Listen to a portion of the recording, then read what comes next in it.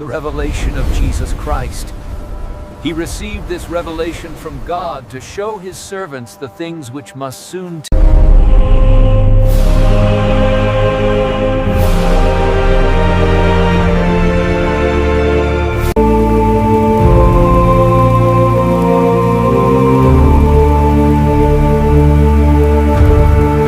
ಈ ಊರಲ್ಲಿ ಪರಿಸ್ಥಿತಿ ತುಂಬಾ ಕೆಟ್ಟದಾಗಿದೆ.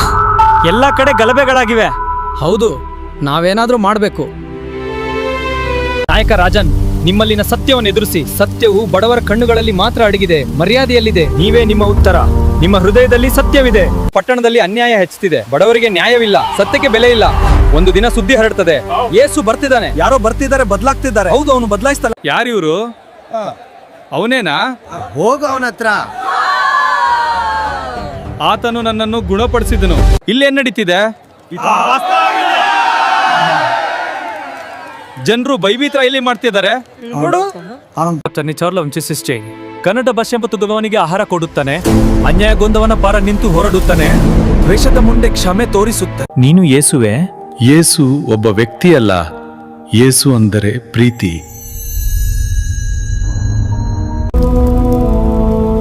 ಯೇಸು ಬರೋದಿಲ್ಲ. ಯೇಸು ನಮ್ಮೊಳಗೆ ಹುಟ್ಟಬೇಕು.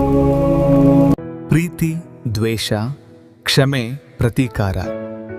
ಯೇಸು ಮಾಂಟ್ರೋದು ಮಾನವೀಯತೆ. Jesus is coming in silent footsteps to wash the land. Kannada ಭಾಷೆ ಮಾತ್ಕಲ್ಲು. ನೀವು ದೇವರ ಮಗನ ಅಂತ ಕೇಳಬೇಡ. ನಿನ್ನೊಳಗಿನ ಮನುಷ್ಯ ಇನ್ನೂ ಬದುಕಿದಾನ ಅಂತ ಕೇಳು. ದೇವಾಲಯ ದೊಡ್ಡದಾದ್ರೆ ದೇವ್ರು ದೊಡ್ಡವನಾಗಲ್ಲ. ಪ್ರೀತಿ ದೊಡ್ಡದಾದ್ರೆ ದೇವ್ರು ಅಲ್ಲೇ ಇರ್ತಾನೆ. ನಿನ್ನ ಪಾಪ. ನಾನು ಆ ಅಪರಾಧ ಮಾಡ್ತೀನಿ. ದೇವರು ಮೌನವಾಗಿರೋದಲ್ಲ, ನಾವು ಕೇಳೋದು ನಿಲ್ಲಿಸಿದ್ದೀವಿ. ದೇವರನ್ನು ಹುಡ್ಕೋಕ್ ಆಕಾಶಕ್ಕೆ ನೋಡ್ಬೇಡ, ದೂರದ ಹಸಿದ ಕಣ್ಣಿಗೆ ನೋಡು. ಪ್ರೀತಿ ಮಾಡೋದು ಧರ್ಮ ಅಲ್ಲ, ಅದು ಮಾನವತ್ವ. ಪ್ರೀತಿ ಮಾಡಕ್ ಕಲ್ತಿದ್ರೆ ಅಪಾಯ, ಪಟ್ಟಿದ್ರೆ ಸುಲಭ. ಪ್ರೀತಿ ಮಾಡಕ್ ಕಲಿತಿದ್ರೆ ಅಪಾಯ. ನಿಮ್ ಕೈಗಳಲ್ಲಿ ನಿಲ್ಲಿರೋ ಅನ್ಯಾಯ ತೊಲಗಿದ್ದಿನ ಅವನ್ ಬಂದ ಹಾಗೆ. ಯೇಸು ಒಬ್ಬ ವ್ಯಕ್ತಿ ಅಲ್ಲ, ಅವನೊಂದು ಜವಾಬ್ದಾರಿ. ಮೌನದ ಹೆಜ್ಜೆ ಜಾಡಿನಲ್ಲಿ ಬರುತ್ತಿದೆ ಕನ್ನಡ ನುಡಿ.